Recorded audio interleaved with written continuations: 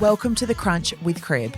I'm Jess, and each episode I'll be talking with some of WA's best real estate agents and business people to find out what makes them tick and what lessons they've learned on their journey to success.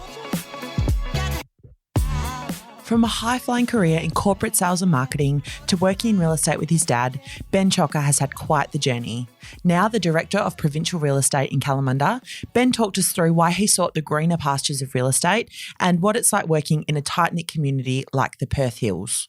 Welcome, Ben, to The Crunch. Thank you very much, Jess. Really appreciate the opportunity. You're so welcome. It's a pleasure to have you. Now, the first question that we always kind of kick off with our guests is how you got your start in real estate. But I believe that you had a prior career in marketing and advertising. So I wanted you to tell me a bit about that. Jess, that's right. So I actually did a degree in marketing and advertising.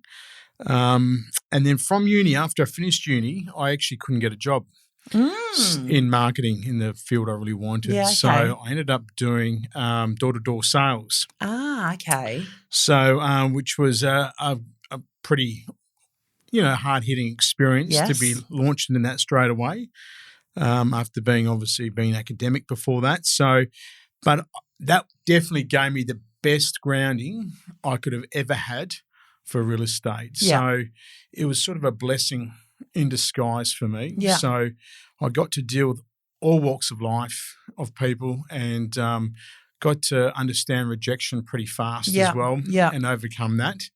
But then from that, it led me to what I really wanted to do, and that was in advertising and marketing. So I got a job in a small ad agency. Yeah. And we did a lot of TV commercials and a lot of press ads and so forth, which is really good and really rewarding. But then I just needed to step up another level and I got into more of a larger company. It was actually a multinational company in newspapers.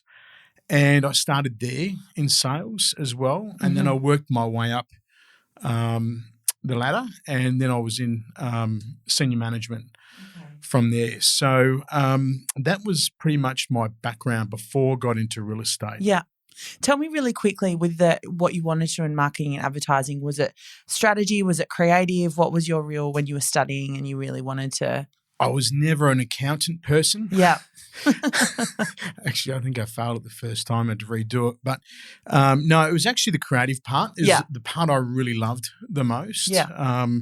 So that's what, I could, I suppose, put out my little creative feelers out and do something in commerce. Yeah. That was probably the most creative you could do, in commerce. So, that's the reason why I went into marketing. Yeah. Mm-hmm. Okay. And then so from the multinational position, sales mainly, you said, is that right? Yep. So then how did you find yourself in real estate from there? So from there, I actually hit a ceiling in where I was. Yeah. And the only way for me to move up and grow was to actually go over east. And I didn't really want to do that. And I actually had enough of the corporate gig. Yeah. It's tiring. It is tiring and there's a lot of politics involved and everything else. So it wasn't for me long term. Yeah. What got me into real estate was actually my dad, who actually had done a big corporate career and then finished up in real estate. And he was a sales exec for a local hills real estate company. Okay. And was doing really well, like exceptionally well. Yeah. And I thought, geez, I could really give this a go, And my dad actually tried to talk me out of it. Really? Because he really wanted me to exceed in a corporate multinational company and go places and blah, blah, blah. But it wasn't for me. I realised it didn't fit who I was. So, and I really loved where I lived in the hills. And I thought, I'm good at sales. I'm good with people. Why not give this a go? So I ended up joining a local franchise group and was a sales rep there. Yeah. And I've got to say the first 6 months was probably the toughest I'd ever endured. Yeah. Even through door knocking and, moving up the corporate ladder and doing all of those things. Yeah, it definitely was. Well, going from something that's really, you're very comfortable at, and then getting outside your comfort zone again. Mm-hmm. So you're going from your company car to your guaranteed income to your cushy private office, corporate lunches, and then hitting the streets again. Mm-hmm. Like so I basically just did a 360. And what year was that? So that was 15 years ago. Okay. Yeah. So what was the market like when you decided to make the move at that time? It was okay. It was okay. Right. Yeah, it was okay. And then we had a bit of a peak, which was good. Yeah. And then 2007 came along, 2009, and there was a bit of a not too much of a lull. Mm-hmm. But there was the global financial crisis, but it didn't really affect WA as much. Yeah. Because of our mining industry. So as a rookie 15 years ago, there's no minimum wage. There's no what was the support like for you then? Look, it was lucky I had my father. Yeah. I could shadow him. And so he really gave me the support to really kickstart me. And I still remember one conversation I had with him, and it was about 3 months in. I thought I had enough. Mm-hmm. And I thought, this is going nowhere. I'm not getting anywhere. I'm knocking on doors every day. I feel like I've gone back 3 steps rather than go forward. Was it just you at that stage? Were you supporting a family or? I didn't have family at that stage, no. Okay. I had a partner who's my wife now, Liz. Yeah. But no, I didn't have a family. So it was okay that way. I had some savings in the bank that could tide me over. Mm-hmm. But I didn't have a family, which is a good thing. Yeah, lucky. Yeah. So you had your dad to kind of push you through? Yeah, absolutely. So we had a big talk, and he says, well, give it another 3 months. Yeah. And if it doesn't work, you can always go back to, a corporate gig. Yeah. Anyway, I gave it all, and it just ended up snowballing from there, and it was good results from there on. Yeah. So what do you think was maybe the biggest thing you learned in that first 6 months about real estate, or maybe even about yourself as a rep and as a business person? There's a famous Rocky line. I know it sounds a bit cliche, but I live by it now, and it goes, it's not how hard you can hit, it's how hard you can actually get hit and get back up on your feet and keep moving forward. Yeah. I think that is the biggest lesson of all for me, or anyone in real estate for that matter, because it's not an easy gig, especially when you're starting out. It's not easy. No. And if you don't have someone as a mentor as well, it's even harder. Mm-hmm. So, I think tenacity is the biggest lesson I learned, even from my door knocking days. I was going to say, what would be the biggest difference between the rejection of your door knocking days and the rejection of or the difficulty of being a real estate agent? Is it just the value of the rejection, do you think? I think it probably is. I think you put so much time and effort into like a listing presentation. Yeah. And you put your heart and soul into it. And if it doesn't come off, you definitely have more rejection than you would if you're just knocking on a door asking for someone if they want to join another telecommunication company. Yeah. So, and it was just straight on to the next door. But with a listing, it was, there was a lot of time and effort that went into it. So, and especially if you just joined the industry, you're a little nervous, and so I think it's a larger rejection personally. Yeah. So I've got a couple of questions that come out of that. And the first is, I guess, for the rookies that are out there now, maybe in that position that you were in the first 3 months, what's your advice to them? You said find a mentor. You said be tenacious. Yeah. Definitely a mentor would be great if you can. Yeah. You got to have systems in place too, is my big one. Yeah. You got to have a point of difference in your own farm area, in your marketplace. Yeah.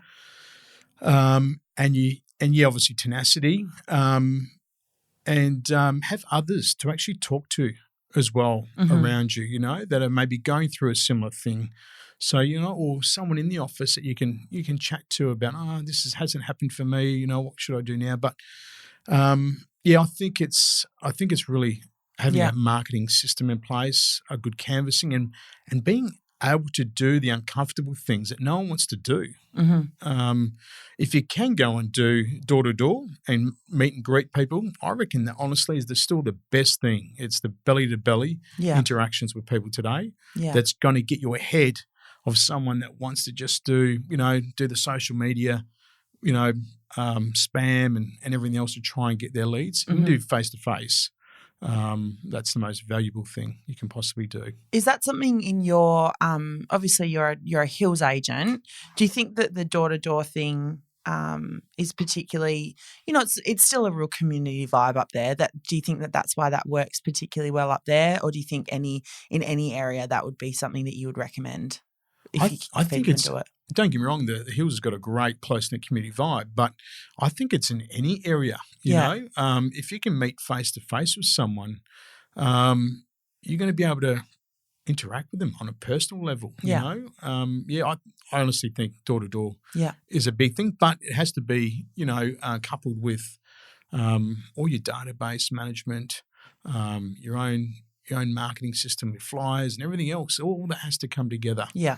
But I still think door-to-door for me was a big one that got me into my farm area. Yeah. You mentioned making sure you knew what your point of difference was. What do you think your point of difference is now and then? What, now as my own agency or back then when I was working for someone else? Both, I guess, because I guess you had to be doing something differently back then to be successful enough to go out on your own. And then now, what do you consider your point of difference to be? I think initially my point of difference was my enthusiasm. Yeah. When you're starting off, you don't have the experience to belt around and boast about. Yeah. All you've got is your enthusiasm. Yeah. That's it, basically. Bright-eyed. That's it. For me, I think it was just my passion for trying to help someone, wanting to help someone. I think I also brought my marketing talents to the table for my clients as well. Yeah. So I think those two, Jess, were definitely my two big ones when I first started out. Now it's definitely my experience that I've had in the industry for 15 years. It's obviously the recognition, the awards that we've won, and don't get me wrong, you can never rest on what you've done so far. Yeah. You've got to keep rebirthing, reinventing yourself all the time because as I know, a lot of real estate agents would become complacent after a period of time, and I really get that because it's not an easy gig doing it day in, day out. So, I would say, that and also personal growth too. Yeah. So 15 years ago when you were kind of working with your dad and working for a franchise in the Hills, what was it that pushed you guys to go out and, what was the point where you said, you know what, I think I'm ready for us to do this on our own, with our own, under our own name? And that's a good question, Jess. It was actually a little vision that I had. Yeah. And I actually, prior to this, I was manager for the Western Suburbs Weekly, which is a local newspaper around the Western Suburbs. Yeah. And the biggest agencies out there were independent boutique agencies. They weren't the franchises. They were boutique agencies, and they were writing huge dollars, and they had a very different feel about them too, which I really, really loved.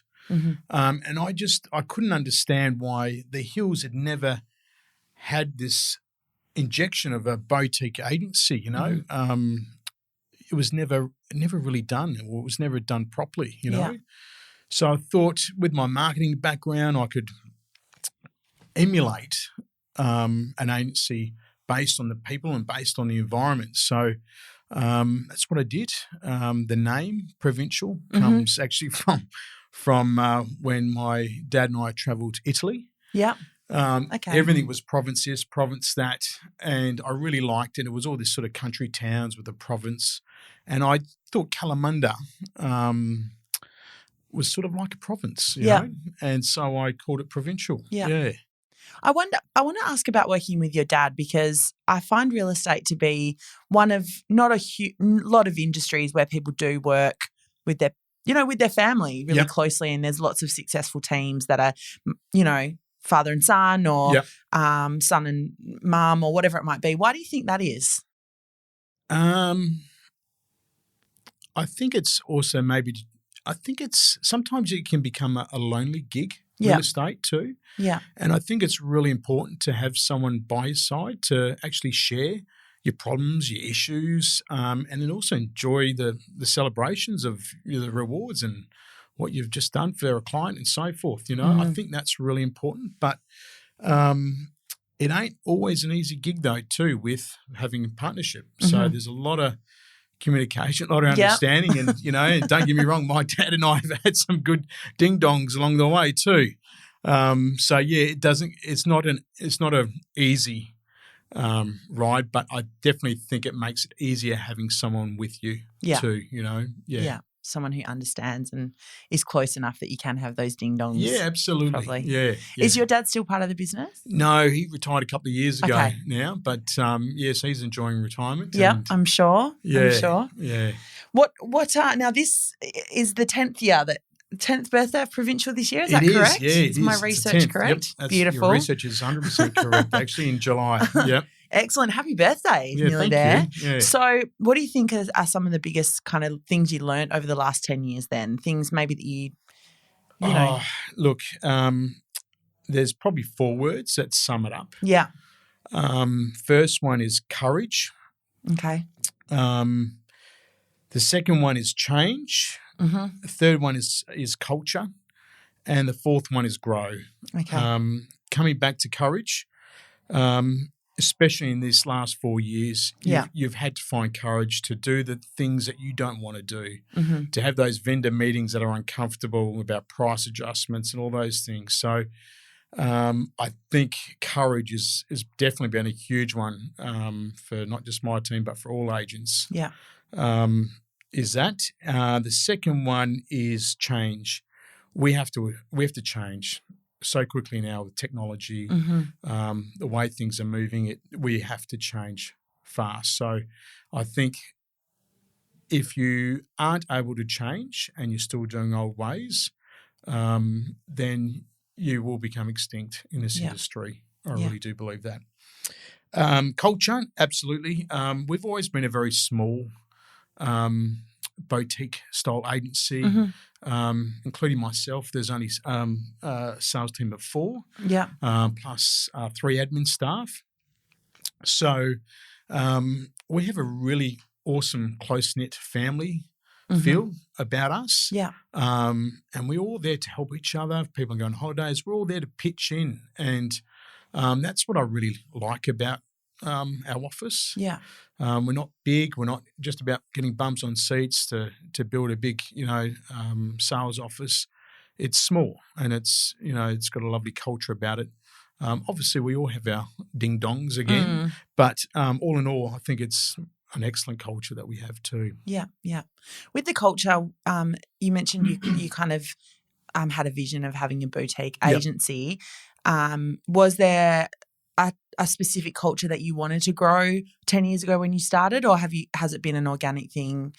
It's actually just been an organic thing. I really had no vision of, I want to have the biggest office and all this. I just sort of went along with it, and somehow we've grown into a small office, but a very successful office. Yeah. I think it's for the last 4 or 5 years that we've been number 1 for sales in our postcode. Yeah. So it's just grown organically, and I think it's just a momentum of what we've been doing. You know, with our branding, our marketing, our team, our culture. It just all sort of adds up and gives us this result in the end. Was there anything coming from a corporate background or, a franchise that you didn't want to do, that you didn't want to have as part of your business? What, compared to a franchise? Yeah, or even compared to, your background in a very corporate environment. Was there anything about that you kind of thought, I'm never going to do things like that, or... Yeah, I just didn't want another number, someone to be another number, because in a corporate environment, that's how it sort of feels. After a while, you feel like another number, and you come to work, clock in, clock out, go home. Yeah. Whereas I think for our office, it just feels like you're at home. Yeah. It's very family friendly. Yeah. We're all very transparent with each other, which I think is really important in any family household. Mm-hmm. So I'll probably say it's more like a home. Yeah. Yeah. What about, you mentioned the ding dongs, with your dad or with your other staff members. Is there anything specifically that you really believe, or really, things that crop up that you do have those, I guess, difference of opinions about? Is there anything that you've really held firmly to when other people have challenged you? Whether it's about the culture or the business side of things, or, embracing technology, or, anything like that? Anything that you've really... Yeah, it's probably, half the time I think it's probably change. Yeah. And sometimes it can be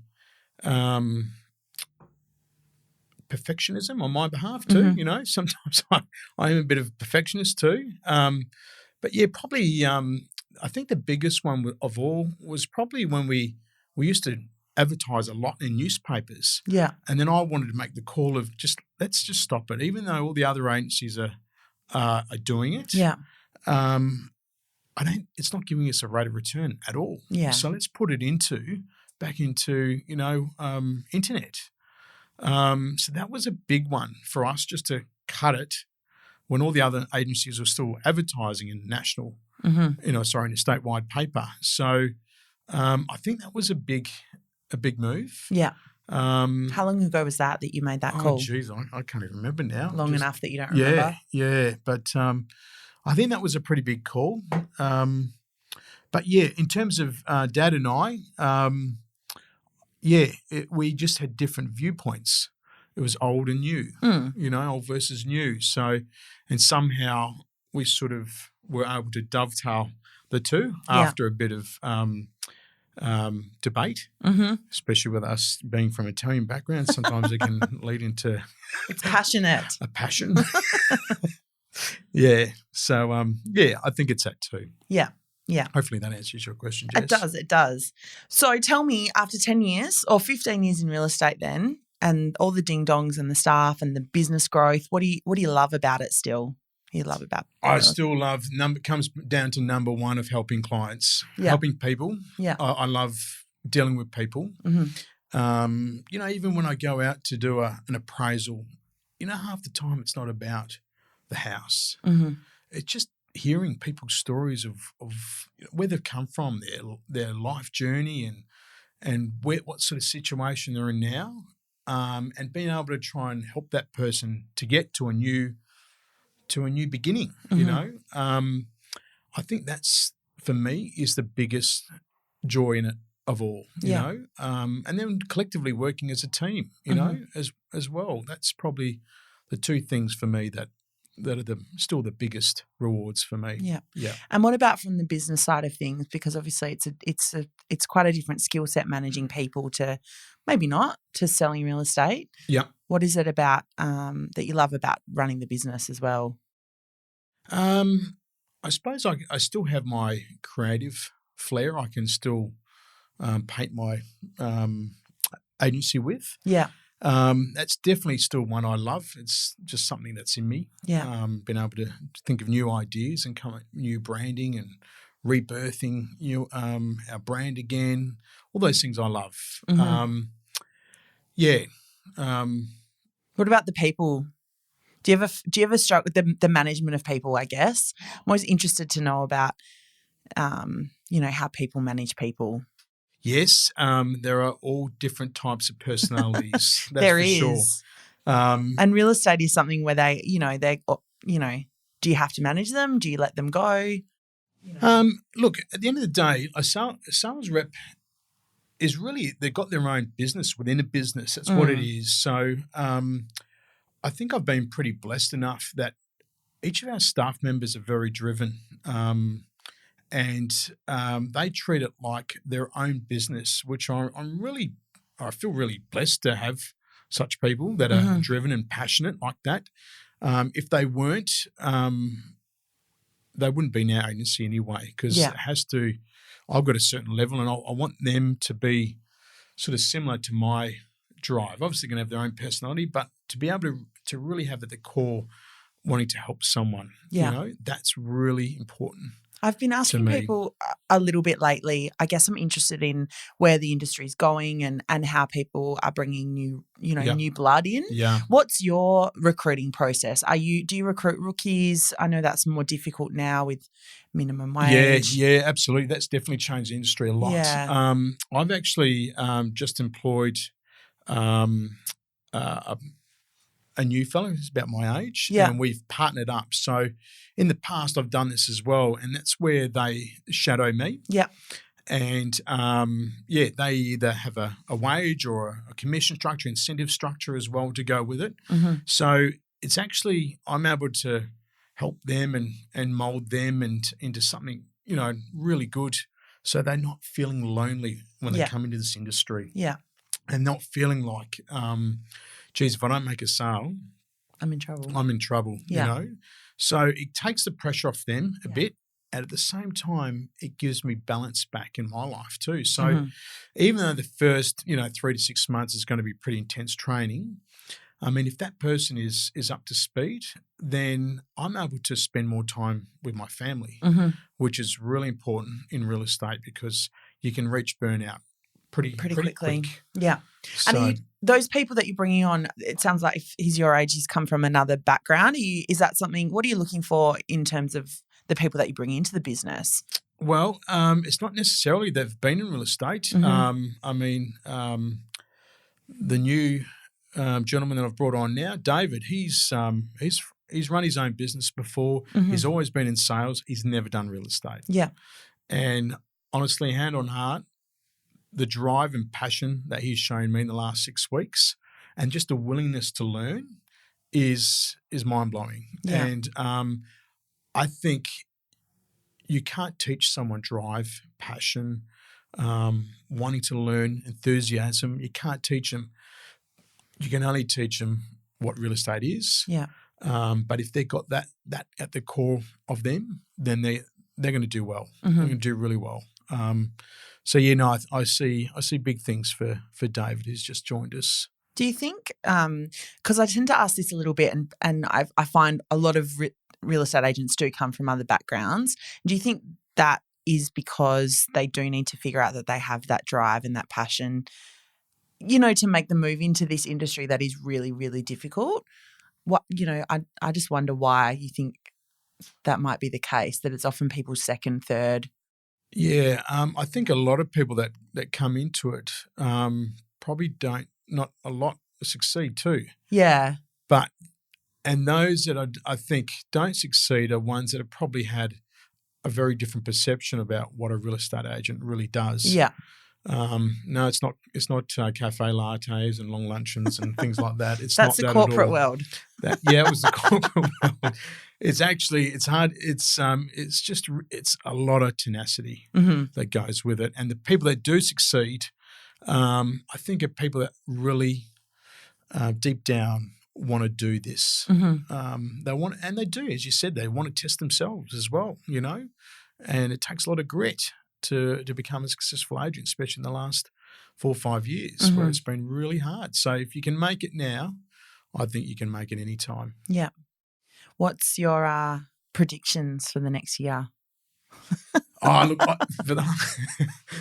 Every year I've said, this is going to be the worst year. This is going to be turning. But I honestly do believe 2020 is that we're going to see some modest growth. Yeah.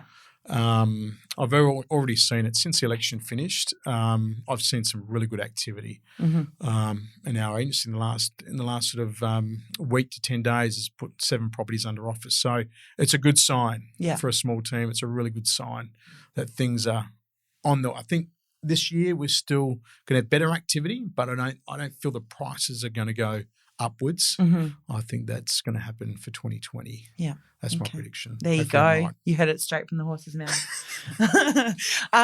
My last question, or my last kind of line of questions, I guess, I really wanted to just ask you about your area, because we've had a lot of agents in here who sell coastal, who sell city, who sell, but we haven't had any real true hills reps, I guess. And I just wanted to get your take on whether or not you think, there's there's a difference in the way you guys work up there to down here, if it's, selling no matter where you are, the community vibe. I don't know, what it's like selling in the hills. Okay, selling the hills. Well, firstly, the demographic of the hills is very family orientated. So we have a lot of young and mature families in the hills. We also have a lot of elderly people too. They've just been there for so long and they love it and they never want to move. So there's a high, percentage of elderly people too. But it is really a close-knit community. I think, besides, really going rural, Kalamunda is a very close-knit community. We've got great schools. It's very safe. It's very much generations of people kind of live and grow up there, and then their kids live and grow up there. Yeah, well, the kids normally they leave the hills. Yeah. And they go to places like Vic Park and so forth and get towards the city.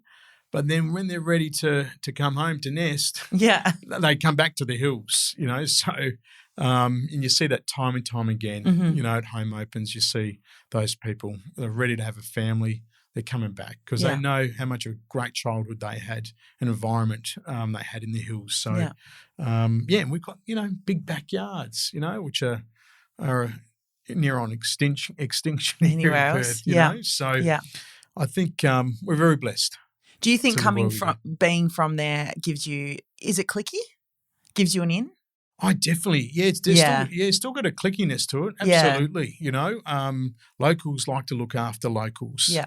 And I think that's where it's helped us too, being a local fella and starting my own independent agency. It definitely is, I feel very grateful of the community to obviously support us that way too. Yeah. So, definitely clicky, but in a nice way.